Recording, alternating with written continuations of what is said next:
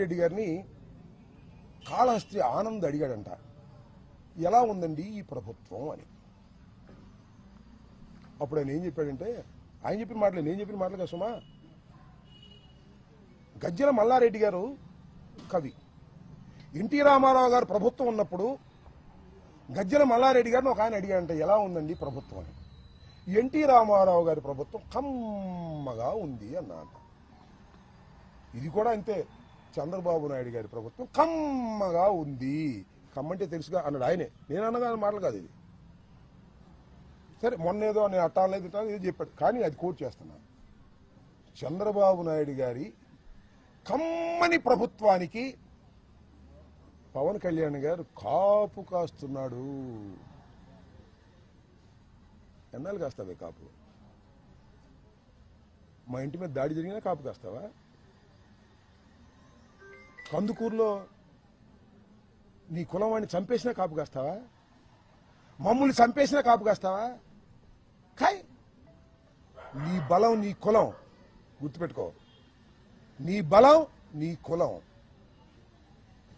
చంద్రబాబు బలం నువ్వు. అర్థమైందా? చంద్రబాబు బలం నువ్వు, నీ బలం కులం. రాజకీయం చేస్తున్నావు, పిచ్చి రాజకీయం చేసుకో, అభ్యంతరం లేదు. కానీ మమ్మల్ని చంపేసినా కూడా నువ్వు కాపు కాస్తానంటే ప్రజలు ఒప్పుకోరనేది కూడా ఈ సందర్భంగా గుర్తు చేస్తున్నా. టైం విల్ కమ్, పరిస్థితులు వస్తాయి. 20 మాసాలు అయిపోయింది ఈ ప్రభుత్వానికి. నేనేమి విధ్వంసకారుని కాదు. నా మీదకి వచ్చారే వందనాదేవి గారు, చూశారుగా ఏం తిట్టిందో. ఒక మహిళ, ఆమెది కూడా సత్యనపల్లి, అబ్బూరు మల్లి కూడా సత్యనపల్లి మంత్రిగా చేశా. ఇప్పుడైనా హింస చేశానా నేను? ఎవరి మీద తప్పుడు కేసులు పెట్టానా నేను? ఎవరి మీద రౌడీజం చేశానా నేను? పవర్ ఉంది నాకు, ఎమ్మెల్యేగా ఉన్నాను, మంత్రిగా ఉన్నాను, పోలీస్ వ్యవస్థ నా దగ్గర ఉంది. ఎప్పుడైనా చేశానా? లేదు కమ్మాస్ మీద ఎప్పుడైనా దౌర్జన్యం చేశానా? కమ్మాస్ నాకు ఎంతమంది నా అభిమానులు ఉన్నారు. సత్యనపల్లి వెళ్ళండి. వందనాదేవి గారు అంటుందబ్బా, ఏం తిడుతుందయ్యా బాబు. తల్లి వందనాదేవి, తల్లి నీకు వందనమమ్మా, ఎంత బ్రహ్మాండంగా తిట్టావు తల్లి, అందరూ చూశారు సోషల్ మీడియాలో అంటుంది. ఇంకొక మహాతల్లి, మైకి దగ్గర మాత్రమే హోంమంత్రి అంబటి రాంబాబు గారిని ఎవరు అన్నారో చూపించండి, వాళ్ళ మీద యాక్షన్ తీసుకుంటామని. ఏం చూపించాలి ఇంకా నా బొంద. వందనాదేవి ఆ తల్లికి వందనం చేసిందిగా, పచ్చి బూతులు. ఒక మహిళ తిట్టకూడదని బూతులు తిడితే దాని మీద యాక్షన్ తీసుకోరా? నా ఇల్లు తగలేస్తే దాని మీద యాక్షన్ తీసుకోరా? నా కారులు తగలేస్తే దాని మీద యాక్షన్ తీసుకోరా? నా భార్య బిడ్డను తరిమి కొడితే దాని మీద యాక్షన్ తీసుకోరా? కేసు కట్టరా? వాళ్ళని వదిలేస్తారు. నేను పొరపాటుని అని క్షమాపణ చెబితే నన్ను అరెస్ట్ చేసి లోపల పెడతారు. ఎక్కడుంది ప్రజాస్వామ్యం? కలకాలం ఇలాగే ఉంటుందా?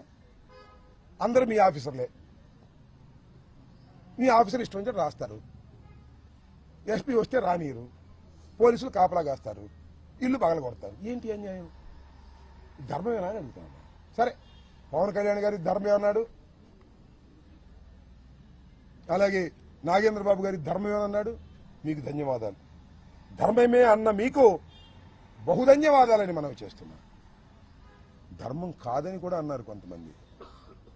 బీజేపీకి చెందిన విష్ణువర్ధన్ రాజు కూటమిలో సభ్యుడు అంబటి రాంబాబు ఇంటి మీద దాడి చేయటం తప్పు అన్నాడు. సిపిఐ నారాయణ ఏదైనా దాడులు చేయటం తప్పు అన్నాడు. అలాగే జడ శ్రావణ కుమార్ తీవ్రంగా ఖండించాడు. జనసేన రజని ఒక మహిళ, ఆమె జనసేన మహిళగా తెలుసు నాకు, ఆమె ఇంటి పేరే జనసేన నాకు తెలిసినంతవరకు. ఆమె కూడా ఖండించింది తప్పు అంబటి రాంబాబు మీదని. కారణం ఊరు చెప్తా దానికి. ఇక్కడే ఎన్టీ రామారావు విగ్రహం దగ్గర, అప్పుడు ఎన్టీ రామారావు విగ్రహం లేదు, వంగవీటి మోహన్ రంగా విగ్రహాన్ని పెడుతుంటే మా ప్రభుత్వంలో అబ్జెక్ట్ చేశారు ఆఫీసర్స్. అందరూ నా దగ్గరికి వచ్చారు. అందరూ వంగవీటి మోహన్ రంగా అభిమానులు అంటే కాపులు వచ్చి, సార్ ఈ బొమ్మ ఇక్కడ పెట్టించాలి సార్, మీ ప్రభుత్వంలో కలెక్టర్ ఒప్పుకోవట్లేదు, ఎస్పీ ఒప్పుకోవట్లేదు, కమిషనర్ ఒప్పుకోవట్లేదు అంటే, అబ్బాయి మీరు అందరూ వచ్చారు కదా, మీలో జనసేన వాళ్ళు ఎంతమంది అని అడిగా, వైసీపీ వాళ్ళు ఎంతమంది అడిగా. మొహమాటం లేకుండా చెప్పండి, చేతులు పైకెత్తండి అన్న. ఆ వచ్చిన 50 మందిలో వైసీపీ వాళ్ళు ఎవరంటే నలుగురు ఎత్తారు, నలుగురే. జనసేన వాళ్ళు ఎంతమంది ఎత్తారు తెలుసా? 40 మంది పైన ఎత్తారు. చెప్పేప్పుడు నేను, మీరు జనసేన అయినా వంగవీటి మోహన్ రంగారావు గారి మరణం తర్వాత తొలిసారిగా శాసనసభకు వెళ్ళినటువంటి అంబటి రాంబాబుకి ఆయన అంటే గౌరవం ఉంది. మెజార్టీ జనసేన ఉన్నా సరే అక్కడ బొమ్మ ప్రతిష్ఠించే బాధ్యత నాదని చెప్పా.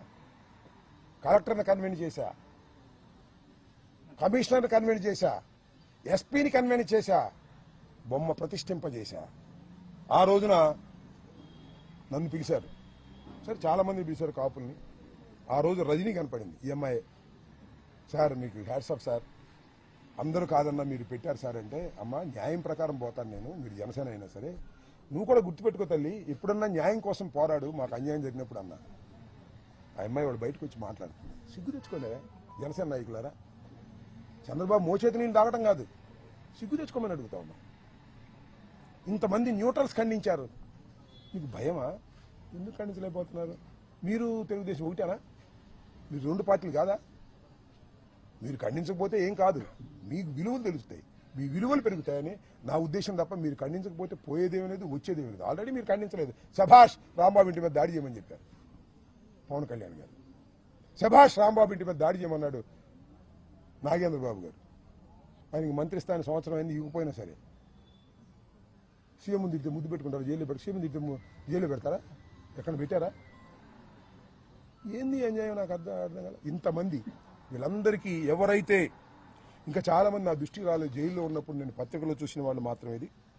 వీళ్ళందరికీ ఎవరైతే సిపిఐ నారాయణ గారు, విష్ణుకుమార్ రాజు గారు, జడా శ్రీవణ కుమార్ గారు, జనసేన రజనీ న్యాయవాది గారు, వీళ్ళందరికీ నా హృదయపూర్వకమైనటువంటి ధన్యవాదాలు. ప్రజాస్వామ్యంలో మీరు మాట్లాడవలసిన పద్ధతిలో మాట్లాడారు.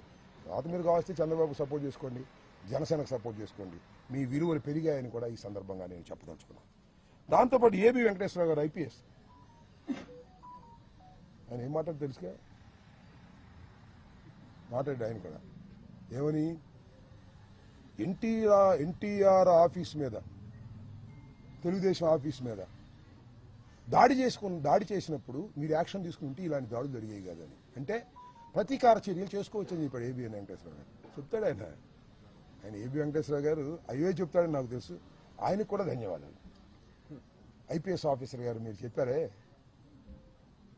తెలుగుదేశం ఆఫీస్ మీద దాడి జరిగితే మీరు యాక్షన్ తీసుకోలేదు కాబట్టి ఇలాంటి దాడులు జరుగుతాయని, అది గుర్తొచ్చింది ఆయనకి. ఆయనకు కూడా ఏబి వెంకటేశ్వరరావు గారు మీకు కూడా ధన్యవాదాలు. సపోర్ట్ చేసిన వారికి ధన్యవాదాలు, సపోర్ట్